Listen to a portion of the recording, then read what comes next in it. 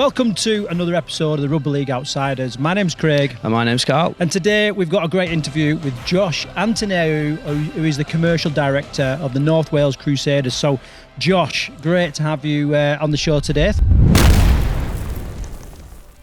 Thanks for joining us. Thank you for having me on and being here. First and foremost, there's a mega buzz around this club right now, not just because the sun's out and we're in what could be the hottest podcasting setting ever, just like a surface of the sun, but also there's some massive news that's just hit your club now. No doubt you've been aware of this kind of, bubbling away and all this kind of thing, and this is almost an exclusive, isn't it? So that's really exciting. Anyway, before we get into that, just tell us a little bit about how you found yourself at a club, because I understand you was here before, you went away for a bit, and now you're back. So can you talk us through that? Yeah, absolutely. So my involvement with Rugby League came when the Crusaders actually moved up to Wrexham, when it was the Super League club. Used to go and just watch the games, and then they started training at the athletic stadium where my dad worked. So I went down there. I think I was about 13 at the time. Had Clinton Schakowsky kicking balls after training. I was collecting them and kicking them back. So yeah, my love for rugby league started then, which I think a lot of people it did in North Wales when they moved up here, and I've become hooked ever since. And that's the case, isn't it, with a lot of rugby league fans? You go and watch one game and then you realise how good it is, and you never really move away from the sport. So I stayed involved as much as I could do. I've got a heart condition myself, so I've never been able to play the game. So the more involvement that I could get from that young age, really, I absolutely loved it, because you feel like you're part of the team, and the sort of the camaraderie that comes with that is fantastic. Yeah. So going on from that, as the club reformed as North Wales Crusaders when the Super League club folded, it was a case of, well, how can I extend my involvement? And as I was getting older and getting into like media and things like that, I started volunteering, worked my way through to become a media manager, and then I had to leave the club just due to other work commitments and moving up towards Manchester way. And then the opportunity presented itself earlier this year. Andy Mosedale, chief exec, sat down with me and said, look, basically, do you want to come back and what would you like to do? And my answer was, I'd love to come back, and I'd like as much involvement as you want me to have, really, because it's been great for me to come back, and the skills that I've learned whilst I've been away from the club, bring them back to the role that I'm doing now. And it's really good. We spoke briefly with any sort of League One club. Title is commercial director, I believe. I'm right. Yeah. But with any League One club, you end up getting involved in a lot more, don't you? Yeah, absolutely. I'm just trying to think of some of the things, but that's the case right across the board, from Andy, the chief exec, Ian, the chairman. I can't think of one person really here who's just fits in what their job title or job role is. Yeah. Like yesterday, I was trying to organise fire engines coming down for the game today and that kind of thing. It's not the sort of usual commercial director things that you'd expect to be doing, but I think that's the beauty of it, is that there's nobody here who's got an ego that's so big that they think I'm above that. You'll see us all today, right across the board, the directors mucking in and getting involved, stocking the bar and running the sort of match day operations. That's things that possibly might change with the changes that are obviously coming in, we'll get on to later, but that's a really good ethos of the club, is that nobody shies away from chipping in, be it have it been financially or physically on match days and stuff like that. And it's just been the Crusaders way ever since we sort of formed as North Wales Crusaders. If you was to kind of sum up your role, I know it's been very different from lots of different clubs, but there might be people thinking, maybe similar. They can't play, or they're beyond playing or whatever, but still want to get involved in a club. And they're thinking, well, I don't know what kind of roles there are. Yeah. But how would you sum up your role, both during the week, but then also match day as well? During the week is commercially, the commercial director side is a case of sponsorships, liaising with some of our current partners, always on the lookout for new ones. And I think a big part of my role since I came back this year has been, how do we develop a partnership that is a partnership, that's not just a case of you give us X amount of money, you have your name on the shirt, and then that's it. Because that's massively the way that the world's going, is that businesses sort of are struggling as much as everyday people are, and they want more out of the partnerships. So a big side for me coming in was all right, let's approach these local businesses, but this is a partnership and we want to give them something back. They want to really be involved with us, and that's something which we've definitely developed. So in the week, it's a lot about liaising with them, keeping in touch, sort of going in and see them, emails back and forth, and just making them feel like they're really part of the club and the Crusaders family. And then it's other little bits like overseeing sort of the media output alongside Conrad, going back into with just general boardroom stuff, whether it be liaising with the pub who supply the food for hospitality at the game days, ticket sales, all that kind of thing really is in the week. And then match day, everyone just chips in. Like I said, it's a case of, here since 12 today, helping stock the bar, and then be here until sort of later on when everyone leaves, making sure everything's tidied up and put away correctly. It's a real squeeze a podcast recording in between. So it's anything and everything, but that's the beauty of it. And as much as sometimes probably my partner maybe isn't so keen on the fact that I'm up at 1 o'clock in the morning looking on my phone trying to sort stuff out, you just fall in love with it, don't you? You do it for the love of the game and the people who come to watch. Well, they become fans of the club. A lot of the staff there who I didn't even perhaps know that we existed beforehand, they come down, always get a message on the Monday after, say, a game on the Sunday saying, we really loved it, we'll definitely be back. The kids loved it. And we've sort of grown into their community as much as they've come into ours, which is really nice, is that we've attended some of their events with businesses. It's just a real nice relationship that I can go into the dealership there and everyone and it's first name terms with people. And that's, to me, that's when we speak about these partnerships, is that sort of thing that, that if they need something to sort of push one of their new car launches, they come to us. If we say we've got a particular game that, look, we really want to push this out to families or whatever, they push it to their client base as well. But that's not just to single them out, because all the sponsors that we've now got are very engaged with us, and that has come on leaps and bounds this year. MKM Building Supplies in Llandudno is another one who every game we get an email saying we've got probably about between 25, 35 members of staff who want to come and watch the game, which is fantastic because that's people that didn't even necessarily watch Crusaders, but maybe not even Rugby League before. And that's how it's not just marketing to new fans, but these commercial partnerships are developing new fans and they're bringing kids down, and that's absolutely brilliant for us as a club and the game as well. So just let's get into this big news. All right. So you've had am I right in thinking that a deal's been done? Now you're just waiting for RFL kind of approval, and then it's all steam ahead. So how will this affect what you're going to do within the club? Massively. It's just going to... I think you can see, I mean, not to say that you've been here before, so you might not see the difference, but there's a buzz about the place even today before fans have even arrived. Everyone's just got a bit of extra sort of oomph in their step, and there's definitely a buzz around the club. The media coverage has been excellent. Some of it a bit far-fetched, I think. We're not quite bringing in the sheikhs like Man City have got, or I think I've seen a lot of oil money and that kind of thing zapping around. That's one thing that we do.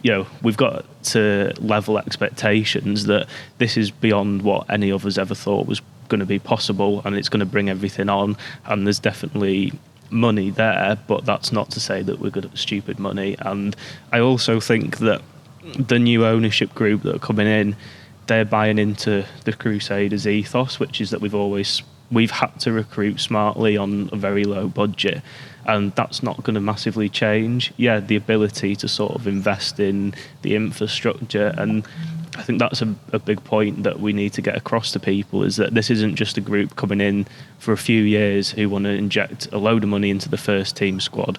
A lot of this investment is going into the infrastructure behind the club, the youth pathway, and developing that. So that's massive for us, because when we entered into these talks, you don't want somebody coming in who's sort of got pie in the sky ideas. The fact that Jamie's got a rugby league background, having worked under Team Sheens at Hull KR, he's been at Warrington Salford, his family are all sort of in love with the sport. Just because him and his company are based in Dubai does not mean that he's sat on millions and millions that he's just going to come in and inject it. But I almost think that as a club you don't want that, as much as people might think that's stupid. We don't want to change what our values are about. We don't want to have big ego players who are here on massive amounts of money and they're just turning up for that paycheck. You still want people who are buying into the club and buying into the values of the community, which is a massive part of what the new owners want to do, is building that player pathway, building our community teams, working with the likes of the wheelchair, the women's team. And of course there'll be a bit of extra investment in that first team squad, because at the end of the day they will want to be successful and they'll want to be sort of going at promotion next year and definitely getting in those playoffs this year. And that comes with added expectation from the outside world, because there's eyes on us now that there wasn't last week, there wasn't even yesterday.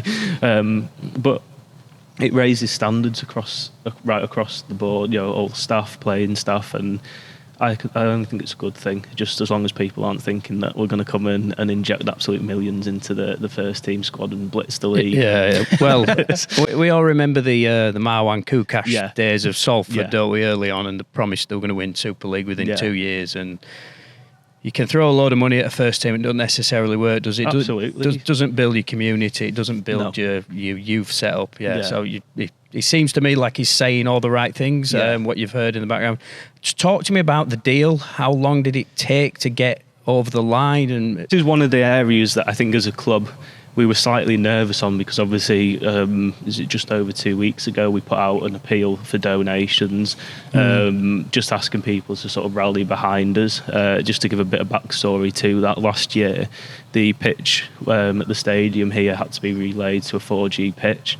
It took much longer than expected, which meant our actual home games were taken on the road, and it was on a week-by-week basis. So we didn't plan ahead that we had a set venue. It was just a case of, it's going to go on this week. So we were chopping and changing. I think we even played games in Chester, different venues across North Wales, and that really hurt us as a club.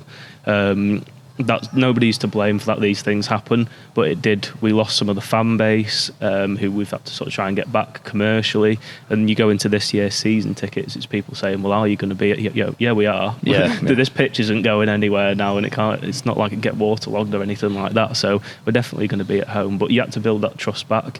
So we launched the appeal because, as well as we've done this year commercially, and attendances are starting to creep up again, we had to absorb last year, which it wasn't almost killing us, it was probably a bit too extreme, but it put us on a real back foot, and we needed that extra support. So we put the appeal out. Obviously within that appeal we did say that if anyone wants to express interest in investment or taking on some of the club, I don't think any of us in a million years expected to have the approach that we did. And that wasn't the only approach, but it was probably the best approach that we did have. So is that from the start of the season?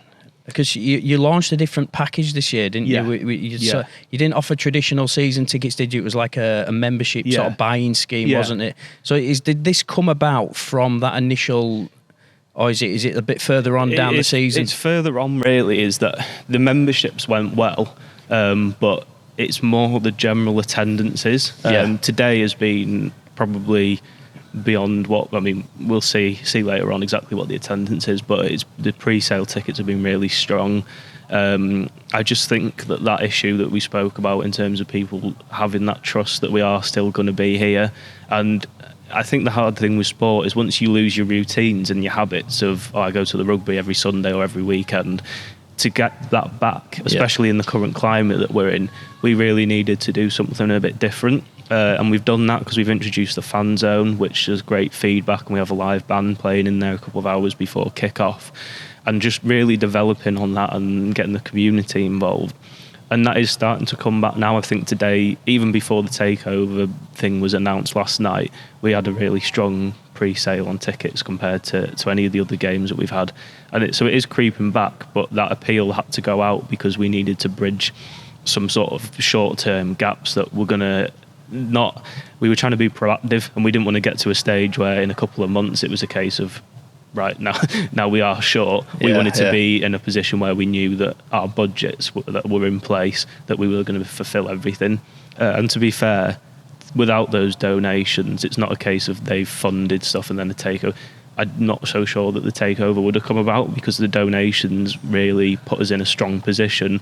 So, as with any deal, when they go, well, what position are you in? It was a case of, well, actually not as bad as 2 weeks ago, because the shortfalls that maybe we're foreseeing down the line are now covered a bit more because of the donations. So that's the genuine truth of the thing. I think the nerves were a bit, will people actually believe that this has happened as quickly as it's happened? But my answer to that is that it's down to the keenness of Jamie and the ownership group that are going to come in, is that they wanted to get right stuck in.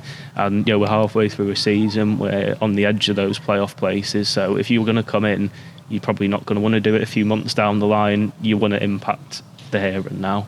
Yeah, I think it definitely feels like a bit of a feel-good story, not just for kind of North Wales and Rugby League, but like League One as well. You know what I mean? Because in League One, there does seem to be a split. There's quite an obvious split. You've got at the top of the table, usually the northern teams, and then you've got the rest of the table, which are kind of Midlands, down south, that kind of thing. So some good news to try and bridge that gap is immense. Absolutely. And I think if I could stress one point, I've spoke to Jamie and the owners who are coming in at length over the last few weeks. It's pretty much been constant 12-hour days on the phone.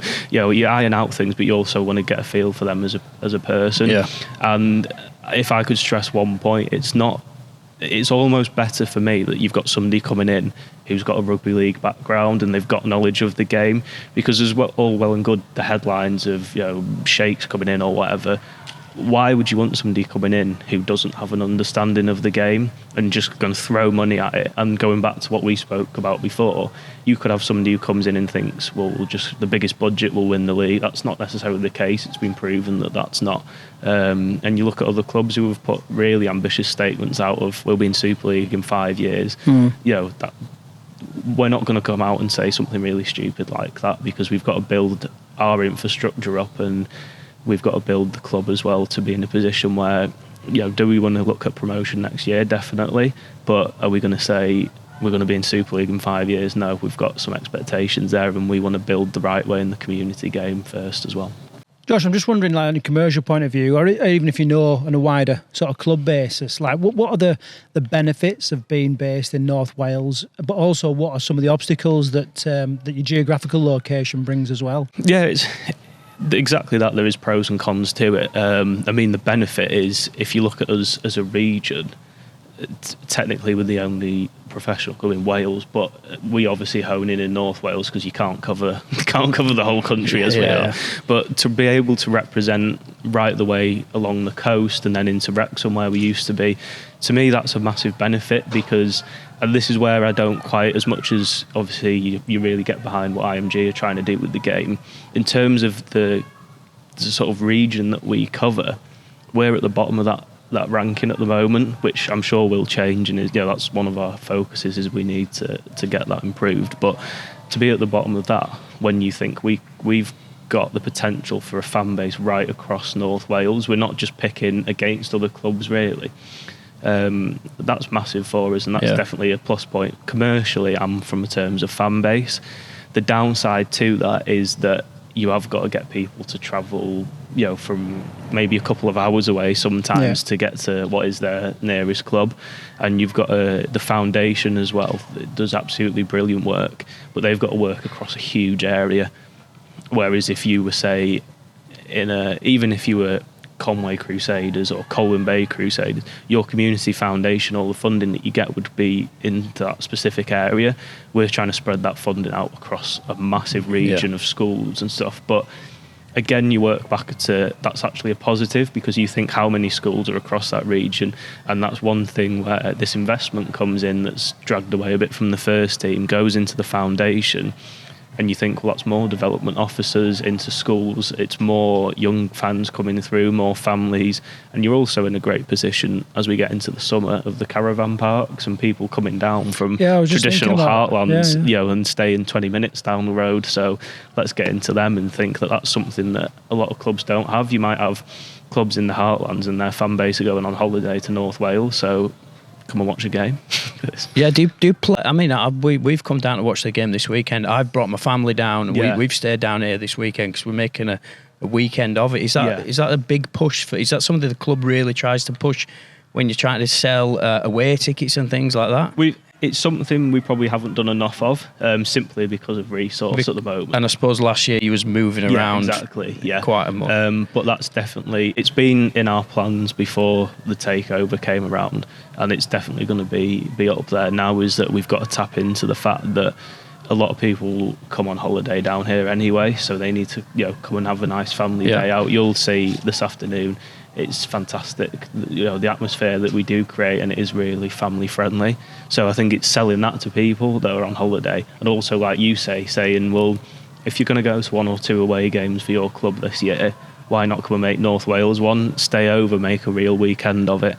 And we're trying to build those partnerships with other, I'm in talks at the moment with it's called the Motorsport Lounge. It's actually a music venue, and they have gigs on right throughout the summer that sort of are either before or after our games. So come down, stay the weekend, go to the thing there, let's get a joint package going and do it like that. So it's definitely something that we're aware that we can do a lot more on, and it's something we will do a lot more on as well. Josh, I just want to talk to you. Obviously, we're in some great facilities here now. Yeah. Massive sports hall, all weather. We can hear stuff going on in the background. What's your kind of arrangement here at the stadium? Because it is a great stadium. We drove in, especially with the new pitch. It just looks fantastic. Like, what other stuff goes on here, and what is your arrangement with the stadium? So there's, in terms of other stuff, they've got a gym, leisure centre, obviously the indoor barn here.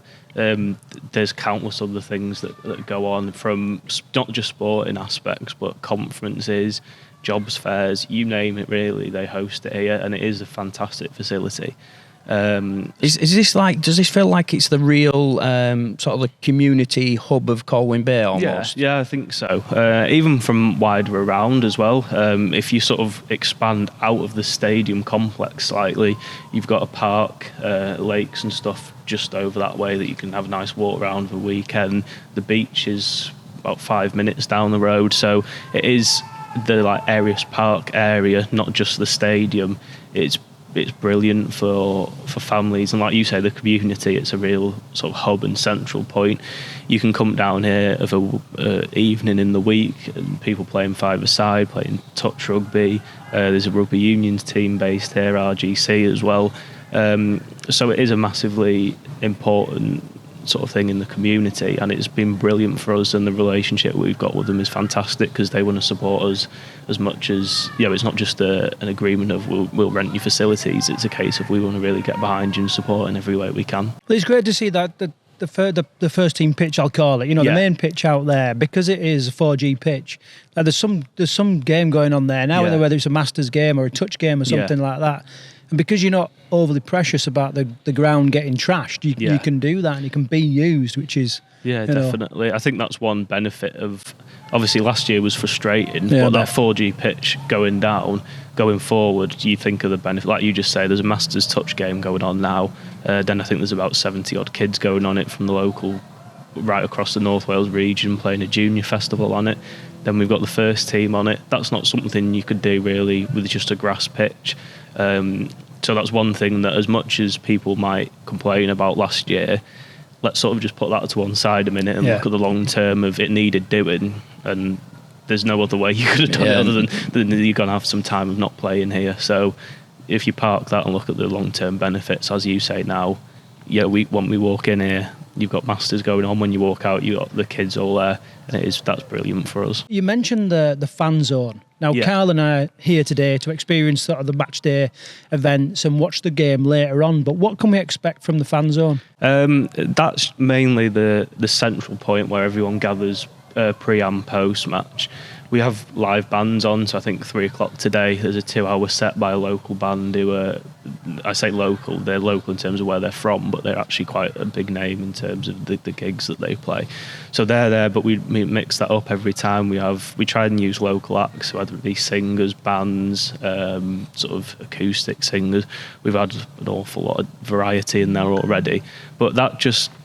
I think the key for me when I came in was speaking to the rest of the board about making it an experience, and that relates back to what we spoke about earlier in terms of people not having as much money. So if you're looking at what to do at a weekend, am I going to go and watch the rugby, or am I going for an afternoon out? Family weekend, yeah, family day out. And now it's a case of, well, you bring your kids, and they've had a self-created colouring table going on the last game I went in there. So you got kids colouring in the corner, you got a face painter we bring in and doing that on one other side, you got a band going on, you've got the bar, and that creates for us, it's not just about the game. And Joe, the benefit for me was, I think, in the 1895 Cup earlier in the year, we played Swinton and Widnes, and the results didn't go our way, but you had people loving what we were doing, even fans of Swinton and Widnes going away saying that was brilliant. But most importantly, our fans and new people had come down, the words were, I had a great afternoon. And to me, that was a massive tick in the box of that's exactly what we wanted to achieve, because you're coming down for an afternoon, regardless of the result, as much as that matters to us as a club. And it really, you can't just lose every game and think it's been a great afternoon. But the fact that people weren't that bothered about the result and they still had a good day, that proves that what we're doing is going along the right lines. Yeah, brilliant. Josh, it's been great chatting to you, and been great listening, and hearing about North Wales Crusaders as well. Like I say, we're going to experience match day today. Quite excited, especially because the weather's so good. Yeah. Anything to finish off on, Karl? No, thank you for coming on. It's like I say, it's been very exciting. Listening to what's going on with North Wales Crusaders, and I'm looking forward to watching the game and seeing really how the club starts to develop from here on out. It's one to watch, but I think the main message for me would be, don't just watch the first team, watch what's going on elsewhere as well, because that's where the vision is. Super. Brilliant. Thanks, Josh. Thank you very much. That's the final whistle for this week's episode of the Rugby League Outsiders. We hope you've enjoyed it. Don't forget to follow us on social media and share this podcast with your friends. And as always, if you have a story to tell, a club to plug, or a player that deserves recognition, we want to hear from you. So until next time on the Rugby League Outsiders, take care.